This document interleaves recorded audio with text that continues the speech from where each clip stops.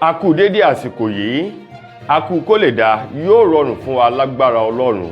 Àmín. Ìròyìn fẹ́lifẹ́li náà ló ń dé sí ojú amóhùnmáwòrán yín láti iléeṣẹ́ wa ìròyìn fẹ́lifẹ́li TV lónìí tí ṣe ọjọ́bọ̀ Thursday ọjọ́ 18 nínú oṣù keje ọdún 2024. Fúnmi Adénúgà ni oníròyìn. Síwájú kẹ́ tó farabalẹ̀ gbọ́ ìròyìn ọ̀hún lẹ́kùnrẹ́rẹ́, ẹ jẹ́ ká ṣe omi mu ná, à ń padà bọ̀.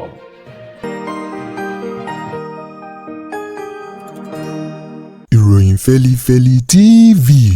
àjààbálẹ̀ làwọn ìròyìn ti wà, máa wò lóòrèkóòrè.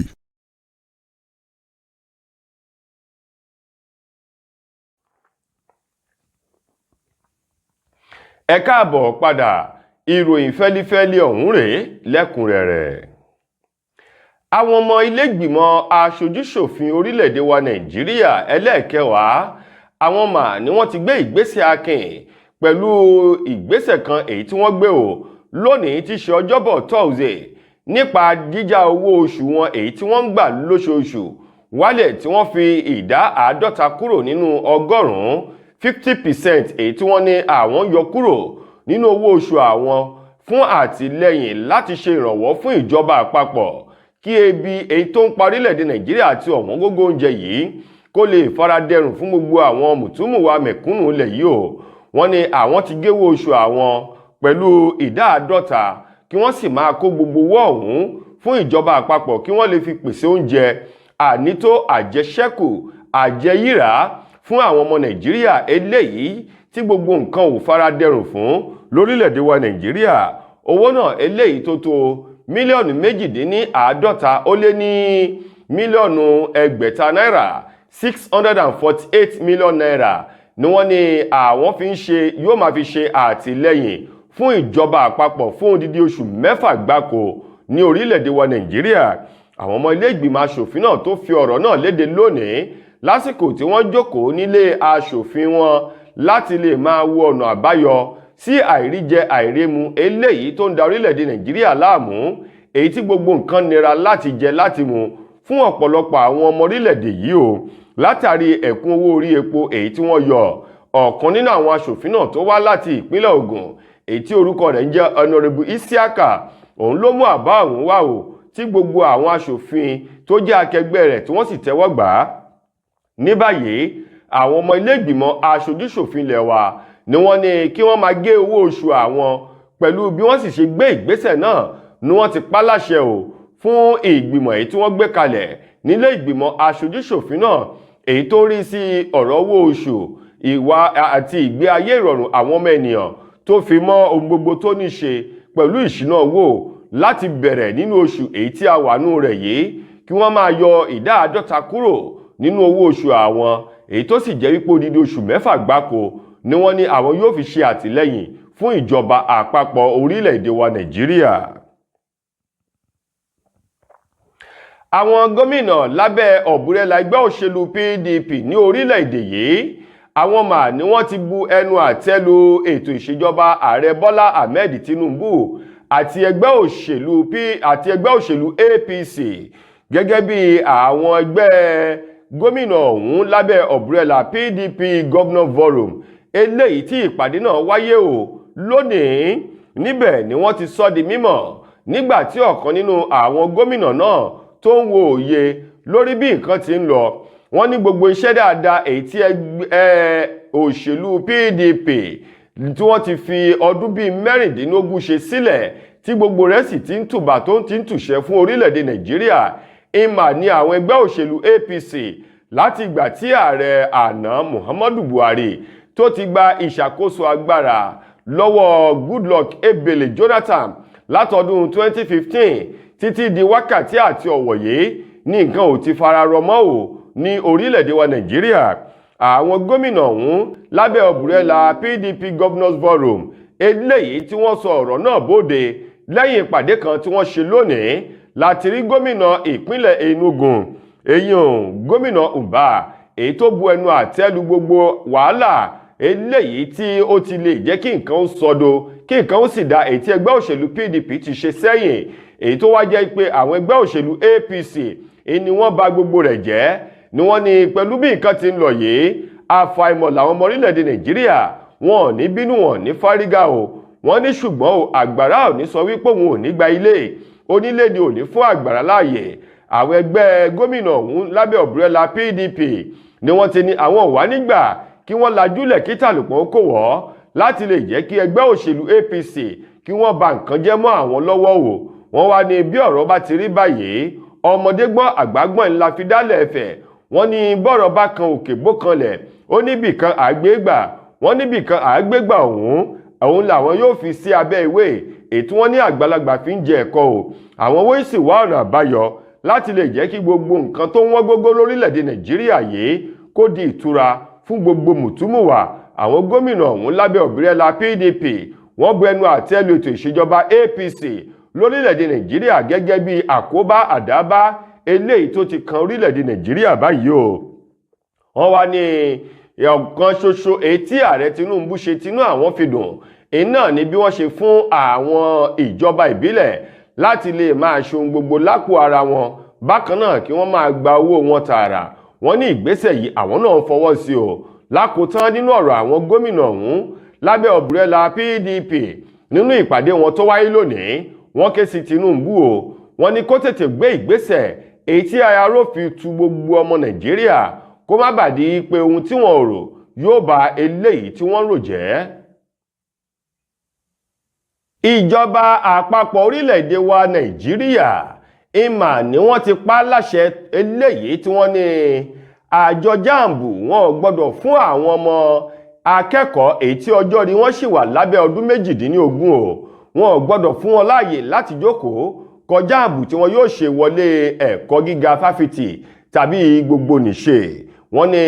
àwọn ìgbésẹ̀ yìí ó ti di dandan báyìí láti gbé látàrí pé àwọn tí ọjọ́ orí wọn sì wà lábẹ́ ọdún 18 yìí wọ́n ní ọmọdé sì ni wọ́n tí ì ní ìrírí láti gbé nínú ọgbà ilé ìwé tàbí láti kúrò lábẹ́ òbí wọn lọ sí ọ̀nà jíjìn lọ kàwé, wípé ọ̀pọ̀lọpọ̀ àkóbá òun ló ń ṣe láwọn ilé ẹ̀kọ́ gíga gbogbo lórílẹ̀‐èdè wa Nàìjíríà tó sì jẹ́ wípé ọ̀pọ̀lọpọ̀ nínú rẹ̀ ń làwọn òbí tó ní àwọn ọmọ náà ni wọn ò mọ̀ lérògbà wípé ọmọ tiwọn ó ń bẹ nílé ìwé níbi tó ti ń kàwé lọ́wọ́, ṣùgbọ́n tó sì jẹ́ wípé àwọn tí wọ́n jẹ́ olùdarí àwọn ilé ẹ̀kọ́ gíga yìí ni wọ́n fojú winá àwọn ìṣòro èyí tí àwọn ọmọ léńjeléńje ọ̀hún tí wọ́n ń kó àwọn tí wọ́n ń darí ilé ẹ̀kọ́ tí wọ́n ń kó wọn sí o. gẹ́gẹ́ bí ọ̀rọ̀ ọ̀hún ti jáde láti ẹnu alákòóso fún ètò ẹ̀kọ́ ní orílẹ̀-èdè wa Nàìjíríà ọ̀jọ̀gbọ́n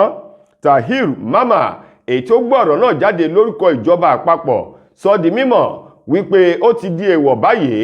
fún àwọn àjọ jáàmbù láti máa fún àwọn ọmọ léńjeléńje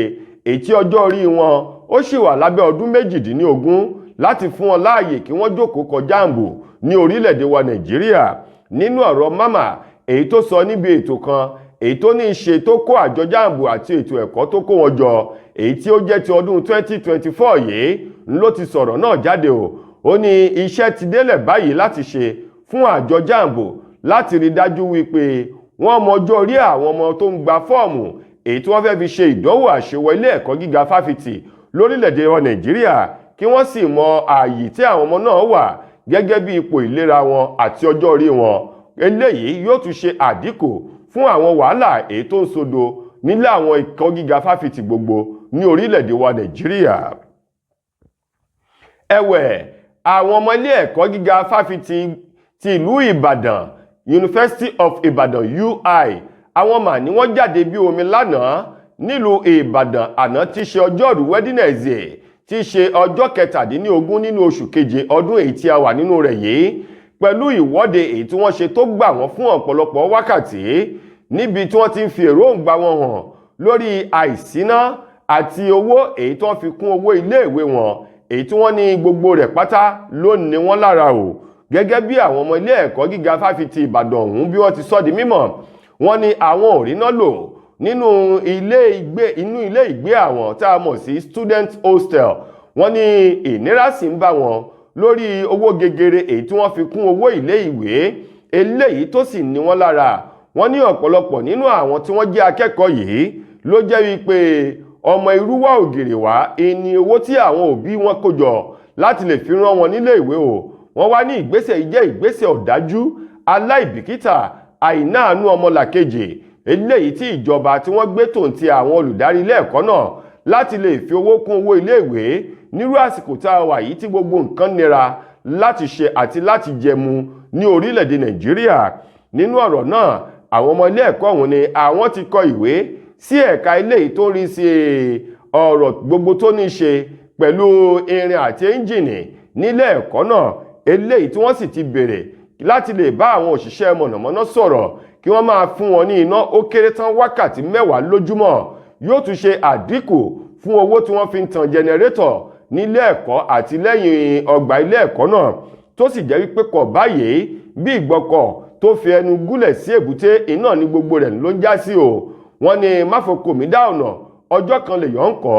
Ìdí rèé tí àwọn ọmọ ilé ẹ̀kọ́ náà tí wọ́n fi túyáyá bóde láti lè fi ẹ̀hónú wọn wọ̀n sí àwọn olùdarí ilé ẹ̀kọ́ àti iléeṣẹ́ mọ̀nàmọ́ná nílùú Ìbàdàn. Tó ẹ̀yin ará ẹ jẹ́ ká lọ rèé polówó ọjà S2 Aba Mixture. Tá a bá lọ tí a bá padà dé ìròyìn fẹ́lifẹ́li yóò máa tẹ̀ sí ọwọ́ iwájú. Ẹ kú kalẹ̀. látijọ́ aláyé ti dáyé lọ́kọ́ tí ń sọ lówó orí aya tájọṣepọ̀ wọn sì jẹ́ gbádùn òǹfà ìfẹ́. Tẹ́rẹ̀ ìgbádùn lọ́kọláya bá ti ń bọ́ ságídé kásáyàn òfàǹfẹ́ láàrin wọn dò ní yọ̀bẹ̀kẹ́ tọkọ ò lè gòkè lọ́wọ́ déré tọkọ wá ń ṣe súkẹ́súkẹ́ lórí aya Orísun ló yẹ ká padà sí ká tọ́jú ara wa pẹ̀lú S2 Aba Bitters fátẹ̀ kan lẹ̀ gbọ̀ngbọ̀ngbọ̀n ká kó lẹ́gbẹ́ àwọn tí ń bẹ̀bẹ̀ fàyà lórí ibùsùn. S2 Aba Bitters 100% Aba tí ò lọ́tì kankan nínú pẹ̀lú oúnjẹ NAFDAC. S2 Aba Bitters ilé-iṣẹ́ S2 Ultimate Holistic Spiritual Aba Remedy International Limited ló ṣe 002 Park Street First Avance Junction Ọ̀lẹ́yọ̀ Ìbàdàn Ọ̀yọ́ State. Ó wà lọ́pọ̀ yanturu ní 1825 Olúyọ̀lé Shopping Complex New Garage Ìbàdàn. Ẹ ti lè rí rà ní Lasorat Royal Plaza Asunlẹ̀ Junction off Akala Express Ìbàdàn Ọ̀yọ́ State. Fún ìkúnrẹ́rẹ́ àlàyé síwájú sí tàbí tẹ̀yin gan bá fẹ́ jẹ́ alágbàtà fún wa ẹ pè tàbí ká WhatsApp wa lórí +234 704 079 0153 tàbí ká kàn sí +234 806 400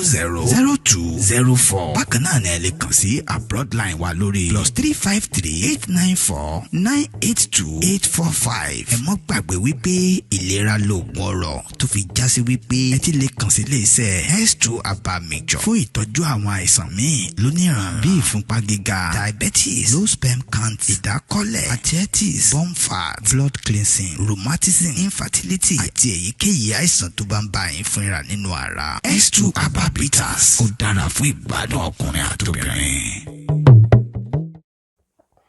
Ẹ káàbọ̀ padà. Mo lérò wípé ẹ ti gbọ́ ìpolówó ọjà S2 Aba Mixture, oògùn tí wọ́n fi ewé àti egbò ilẹ̀ bàbá wa tí wọ́n fi kó jọ lọ́nà ti gbàlódé tí ìjọba tó sì fi òǹtẹ̀ sí. Òun náà ni oògùn ó dáa fọ́kùnrin ó dáa fóbìnrin. Ẹ̀yin náà mú ti yín lónìí. Lákòótán nínú ìròyìn wa fún tòní, gbajúgbajà òǹkọrin takasùfé lára àwọn ìbejì P-Square Paul Okoye tí gbogbo èèyàn mọ̀ sí Rudy Boy, òun mà ló ti sọ̀rọ̀ bóde lẹ́yìn tó kúrò lágọ̀ọ́ àwọn àjọ tó ń gbógun ti wà ìbàjẹ́ ṣíṣowó ìlú kùmọ̀kùmọ̀ EFCC wípé owó tí òun ní tóun sì ń ná fàlàfòlò báyìí owó tó lẹ́jìtì ni ó ní owó tó dáa nítorí wípé bẹ́ẹ̀nìyàn bá ti fi òwúrọ̀ ṣiṣẹ́ dandan ni kó fi ọ̀sán àti alẹ́ kó fi jẹ ìgbádùn ni. Ó ní owó tóun náà yìí kì í ṣowó tí ò mọ́ bẹ́ẹ̀ sì ni kì í ṣowó tó lòdì sí òfin. Ó ní orin tí òun ti kọ sẹ́yìn àwọn orin ọ̀hún ló ń pọ̀ òbítíbitì owó jáde àfi bí ìgbà tí kóló tó ń pọ̀ owó sílẹ̀ fún òun ni o. Bẹ́ẹ̀ bá gbàgbé Paul Okoye àti ẹ̀gbọ́n rẹ̀ òun mà ní àwọn àjọ EFCC ni wọ́n rọ́wọ́ tó ìyẹn Jude Okoye yìí àti Paul Okoye tá a mọ̀ sí Rudy Boy ni wọ́n fi ọwọ́ òfin gbé wípé owó tí ò mọ́ ni ọ̀nà ẹ̀bùrú ni wọ́n gbà ní owó náà. Ṣùgbọ́n lẹ́yìn akitiyan àti ìwádìí láti ọ̀dọ̀ àwọn àjọ EFCC fi hàn wípé àwọn ẹni náà owó wọn ó dáa kí wọ́n máa lọlé wọn láyọ̀ àti àlàáfíà. Lákòótán nínú ọ̀rọ̀ Rudy Boy, èyí Paul Okoye tí í ṣe èkejì Peter Okoye, òun ló wá fi sórí ìkànnì Instagram rẹ̀ pẹ̀lú àmì ìdánimọ̀ àjọ EFCC wípé ẹ wò dáadáa owó ti tòun owó tó lẹ́jìtì ni nítorí àwọn orin tí wọ́n ti kọ sẹ́yìn ìmà ló sì ń pọ owó fún òun títí di wákàtí àti ọ̀wọ̀ yìí tí ó sì sí owó kan eléyìí tó kù díẹ̀ káàtó tí ó mọ̀ nínú owó tí ń bẹ lọ́wọ́ òun. tó ẹ̀yin ará, ìròyìn Feli-feli kò ní jù báyìí lọ láti iléeṣẹ́ wa ìròyìn Feli-feli TV lónìí ti ṣọjọ́bọ̀ Thursday títí ojúmọ́ ọ̀la tẹ́tùmọ̀ láǹfààní láti gbọ́ tó ròyìn míì. mo gbà á ládùúrà wípé ilé òní lé wa ọ̀nà òní náà wá. Fúnmi Adénúgà lẹni tó mú ròyìn wá sí ojú amóhùnmáwòrán yín. ẹ ṣeun gan ni o.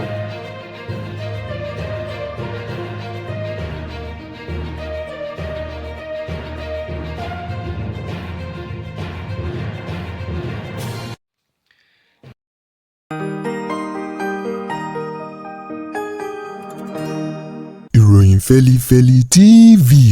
àjààbálẹ̀ làwọn ìròyìn ti wà máa wò lóòrèkóòrè.